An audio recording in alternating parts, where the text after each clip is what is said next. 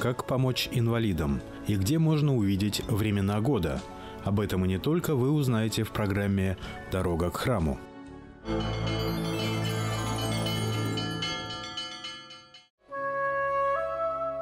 3 декабря – Международный день инвалидов.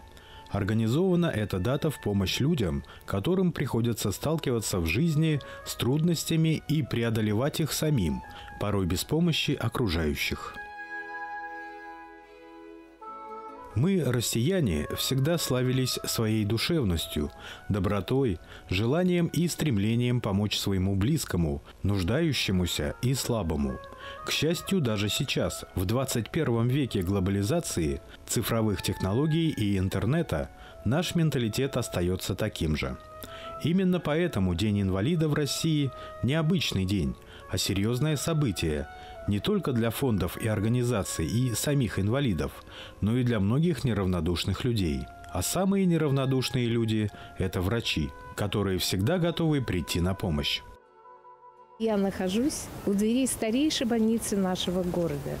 Это городская клиническая больница номер 5.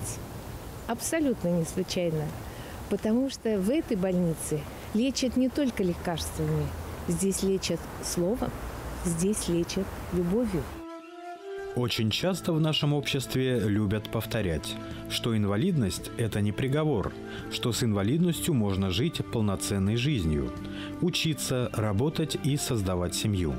Но здоровым людям, которые не сталкивались с этой проблемой, очень сложно представить, насколько тяжело им приходится. В мире на данный момент живет примерно 1 миллиард людей с ограниченными возможностями. В нашей стране их тоже немало – более 11 миллионов. Задумывались ли вы когда-либо о том, как им живется, что мешает им наслаждаться этой жизнью, чего не хватает, с какими сложностями и проблемами они сталкиваются ежедневно? 3 декабря – Международный день инвалида.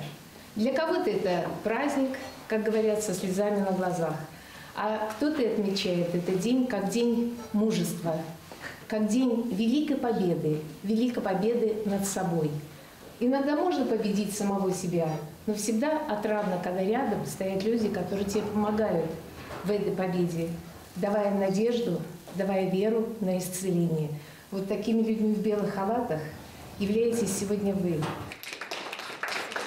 Лилия Аслямовна Кучимова, руководитель благотворительного фонда, когда-то прибегнув к помощи этих врачей, которые помогли встать ей на ноги, каждый раз старается преподнести клинике именно те вещи, которые необходимы для реабилитации после сложнейших болезней. Визитной карточкой нашего учреждения, нашей 5-й клинической больницы, является отделение неврологии с койками медицинской реабилитации. Очень много лет функционирует это отделение для помощи пациентам, которые перенесли инсульт, перенесли травму спинного мозга, головного мозга, которым необходима помощь для того, чтобы вернуться к полноценной жизни. Помощь по реабилитации оказывается в полном объеме для того, чтобы эти пациенты смогли вернуться к полноценной жизни.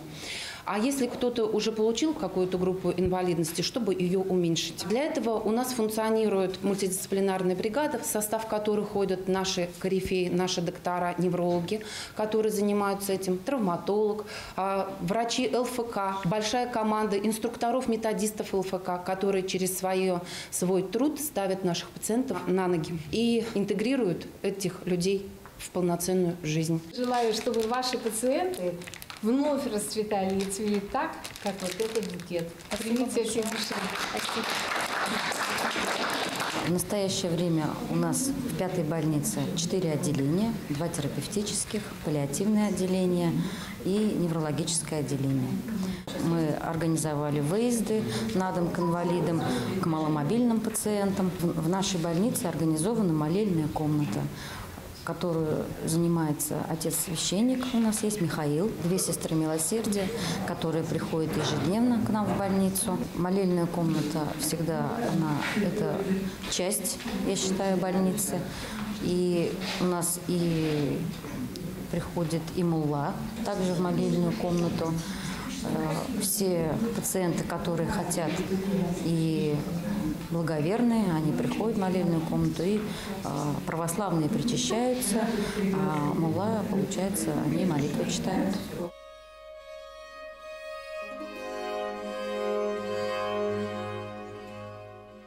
Сделать жизнь инвалидов лучше может любой человек. Каждый из нас способен на гораздо большие свершения, не отнимающие у него много сил и времени. Вот уже 4-й год клирики Семеновского храма города Уфы каждую субботу приезжают в больницу половина 8 утра для того, чтобы причастить и исповедовать всех больных, которые находятся в городской клинической больнице. В пятницу здесь сестры Милосердия, Людмила и Ксения, проходят полностью всю больницу, спрашивают, у кого есть желание исповедаться, причаститься святых христовых тайн, и раздают им молитвословы. Они читают правила к причастию, и уже утром в субботу, половина 8 утра, приходят в молельную комнату. Здесь мы с ними читаем правила и уже причащаем святых христовых тайн. Ну и также в конце раздаем подарочное такое Евангелие и журнал «Душа». Очень многие, кстати, также приходят. Потом впоследствии мы с ними общаемся, и в храм приходят. Ну, и также немаловажно нужно сказать, что очень многие здесь исповедуются, причащаются впервые. Несмотря на то, что люди в возрасте, большинство людей в возрасте уже на пенсии, да, но начинаешь спрашивать, крестили, но никогда не причащался или не причащалась. Ну и самое главное, самое приятное, что потом их можно увидеть, будь то в нашем храме, в том храме, в котором у них по месту жительства ближе. Вот поэтому очень радостно за то, что люди все-таки приходят, в храм приходят, богообращаются. Это, кстати, никогда не поздно сделать. Сестра Милосердия призвана сочетать в себе медицинские знания, навыки взаимодействия с больными и престарелыми людьми, сочувствие и сострадание к ним, умение освящать свои действия молитвой и спрашивать у Бога силы на исполнение служения. Пока силы есть, так я очень рада, что я живу недалеко. В любом случае я сюда дойду. Я, может быть, даже в церковь не дойду, но бывает такая ситуация. Сюда я дойду. Здесь мне недалеко. Так я так благодарна, что у меня эта возможность есть.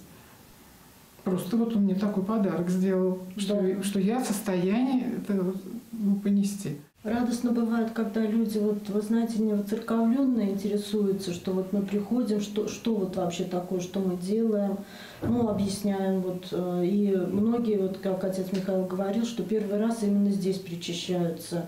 Здесь удобно чем, что вот батюшка один на один остается с человеком вот, на исповеди, и уже как-то более свободно себя человек чувствует уже на исповеди. И вот действительно потом уже люди приходят в храм. Мы на себе чувствуем, что помощь от Господа все равно есть. И вот, а кто еще поможет? У некоторых уже надежды не остается, а вот к Господу обращаются, Господь помогает. Слова «доброта», «милосердие», «вера», «надежда» и «любовь» есть в словарях у всех народов. И вот яркий пример тому. Девушка, которая приехала в Башкирию на учебу из Вьетнама, она уже 5 лет является волонтером в благотворительном фонде. Выражаем сердечную благодарность за милосердие, сострадание, теплое и чуткое отношение к людям пожилого возраста, за постоянное стремление оказать им необходимую помощь. Это замечательно, что на нашей земле есть такая девочка, представитель знаменитого вьетнамского народа. Ли, мы от всей души тебе желаем успехов, удачи на новом месте работы. Надеемся, что твое руководство будет гордиться тобой. С удовольствием вручаю тебе эту грамоту. Спасибо большое. Я приехала из Вьетнама. Мои родители во Вьетнаме живут. И когда мои родители в детстве учили меня учиться хорошим человеком, они, я думаю, что любой человек, где бы он живет, какая у него страна, какая национальность, он должен быть хорошим, самый быть неравнодушным, помогать друг другу, помогать близкому или далекому человеку. И кому нужно помочь, тому нужно помогать. Если человек добрый, то он, конечно, любит природу, землю. И это у нас наша обязанность. Я очень рада, что здесь люди очень добрые. Было бы здорово, если бы каждый человек поделился своим теплом и общением. Ведь любому человеку необходимо чувствовать себя нужным и желанным.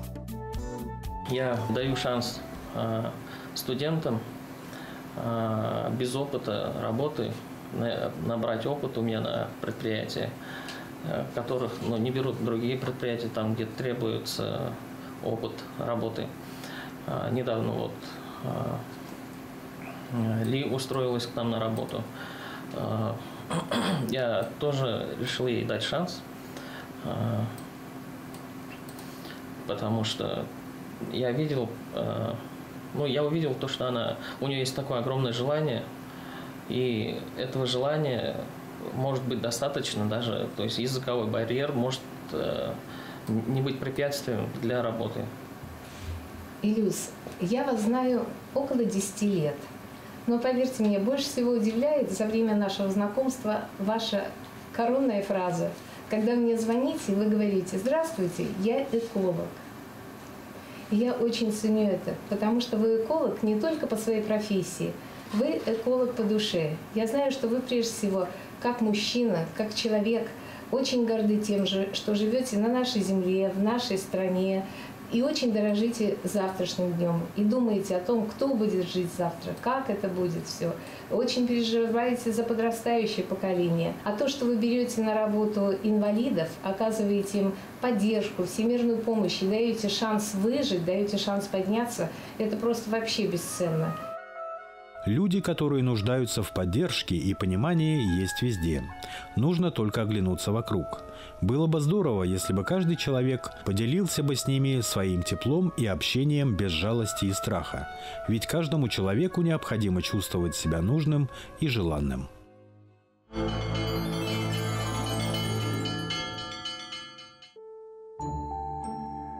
30 ноября в Малом выставочном зале регионального отделения Всероссийской творческой общественной организации «Союз художников России» Республики Башкортостан по итогам творчества художников на пленэрах открылась выставка этюдных работ «Времена года».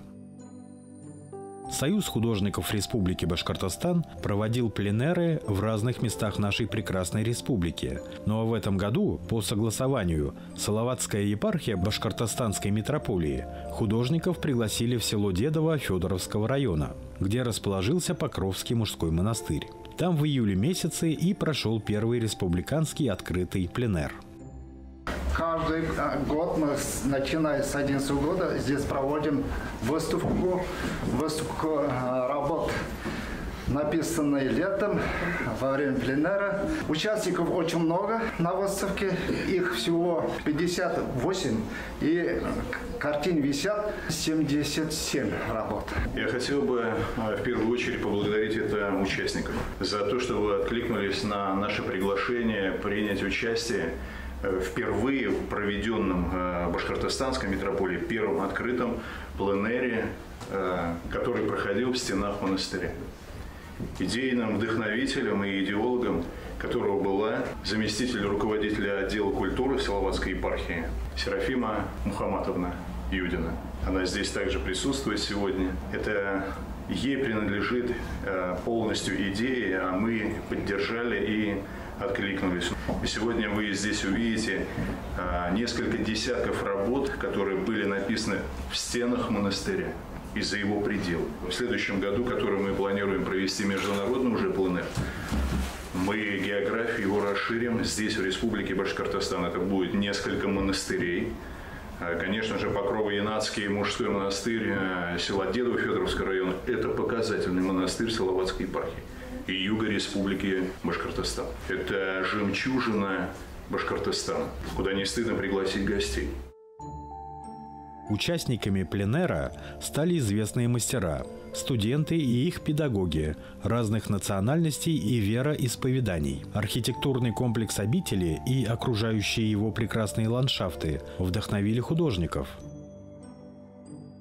Я очень благодарен, что вы вот такой шаг сделали. Это новое направление и для собора русских, и для Русской Православной Церкви, что мы именно концентрируем внимание там, где есть красота природы, есть талант человеческих рук, талант видения происходящих процессов. Я думаю, что в этом направлении, конечно, доброе начало. Пусть небольшой зал, но здесь тепло, здесь вот веет действительно талантом человеческих рук. И я думаю, что это великое начало. Вы знаете, что Русская Православная Церковь – это хребет Российской Федерации, на котором зиждятся все остальные религии, нации, дружба и так далее. И, конечно, я сегодня еще раз, не влезть, хочу сказать, что Салаватская епархия, я просто удивляюсь, делает такие шаги во всем. Это в воспитательном процессе. То марафон по лыжам Приволжского округа, то сплавы по историческим местам, то там еще что-то. И вот сегодня опять прекрасное такое действие. Действительно, мы видим, спасибо вам, владыка, это как раз правильно сказал Виктор Александрович, это нужно для молодежи, это нужно повышать культуру, потому что мы уже немножко, кроме планшета, и ничего не знаем. Но это нужно, чтобы наши дети видели. Я ездила по пленэрам, по другим регионам, и там практика есть сотрудничество церкви, получается, с художниками. И я подумала, что нужно и у нас так делать, проводить такие пленэры, объединять. И я думаю, что не раз еще будем проводить. Я хотел бы еще сказать несколько слов, дополнить, что в июле месяце вот, на первом открытом пленэре Салаватской епархии, который проходил в Покрово-Янатском мужском монастыре села Дедово Федоровского района Республики Башкортостан, стены монастыря были открыты для всех художников, вне зависимости от вероисповедания и национальности. Вы чувствуете себя как дома. Любые двери любого храма для вас всегда открыты в любое время суток. Потому что мы приехали сюда не развлекаться, а работать, отдыхать, и чтобы вдохновение было и, может быть, совместить с молитвой. В будущем году планируется сразу 2 пленэра. Второй – открытый республиканский пленэр Салаватской епархии Башкортостанской митрополии и прием участников международного пленэрно-выставочного проекта «Русская Атлантида», организатором которого является директор Санкт-Петербургского центра гуманитарных программ Виталий Васильев. Для участников пленэра будет подготовлена насыщенная культурная программа. Он будет организован при поддержке Министерства культуры Республики и охватит сразу несколько монастырей нашей митрополии. Мне захотелось, чтобы было сотрудничество церкви с художниками. Я подумала, увидела в других регионах, как это проходит, и подумала, что у нас тоже надо, чтобы такое проходило. И вот меня владыка поддержал, и прошло такое мероприятие. Все остались довольны. Здесь художники вообще какие свои работы представили, которые писали этюдные работы, из которых могут выйти замечательные потом шедевры, картины. Я посмотрю хорошие картины. Есть здесь хороший художник, умный художник. Мне понравилась вот картинка. Храм. Понравилось, это похоже как на монастырь. Я жил тоже в монастыре. Я слушал отдельникам. В храм там я помогаю батюшке, диакону и батюшке. Если в Евангелии надо кадила, все я делаю там.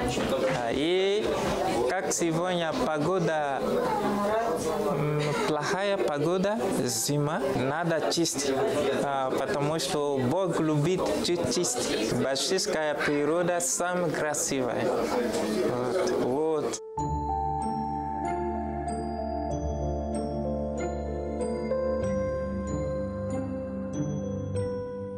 Этюды – это такая вещь, когда художники непосредственно соприкасаются с натурой, будь то портреты, пейзажи или какие-то жанровые сюжеты находят художники. Это материал для будущих картин.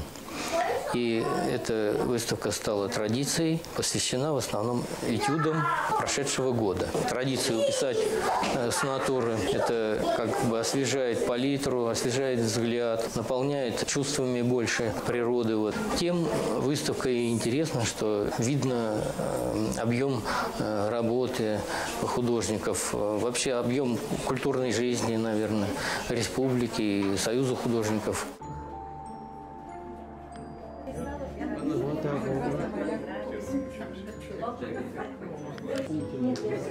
Но я человек православный, и очень много времени я всегда писала именно на духовную тему, уделяла именно этой теме время. Я ходила в крестные ходы, и одно время я только рисовала на православную тематику, меня это очень захватывало. А потом уже впоследствии, окунувшись в разные культуры, да, все это в себе переварив, отучившись института, училища, да, то есть ты начинаешь уже в работах просто искать духовность, уже не обращаясь именно там к православию там, или мусульманству. Да. И вот, приехав на этот пленэр, я окунулась именно в такую духовную атмосферу. Ну и до сих пор во мне это все как бы осталось. Очень приятное впечатление от пленэра. Очень много работ мы начали уже новых создавать. Я скажу не только за себя, за других художников. Потому что именно вот человеческое отношение, тепло, именно духовность в этих людях, что очень сейчас редко как бы встречается и в храмах, и в мечетях, это не проходит просто там где-то стороной и не остается где-то, как сказать, зря, что ли. Это вливается на какие-то новые произведения, картины, это вдохновляет, и это все равно у себя сидит как-то в голове. Общение вот с этими людьми, именно с монастыря, да, с монахами, с монахинями. Очень много интересных историй они рассказывали. То есть, когда ты там, ты как бы не обращаешь на некоторые вещи такого, как бы глубокого внимания, а уже по прошествии какого-то времени ты вспоминаешь те вещи, которые, они говорили. Спасибо за это всем организаторам. И, конечно, огромное спасибо Союзу художников, потому что они открывают двери, в принципе, для любых возможностей. Это очень главное.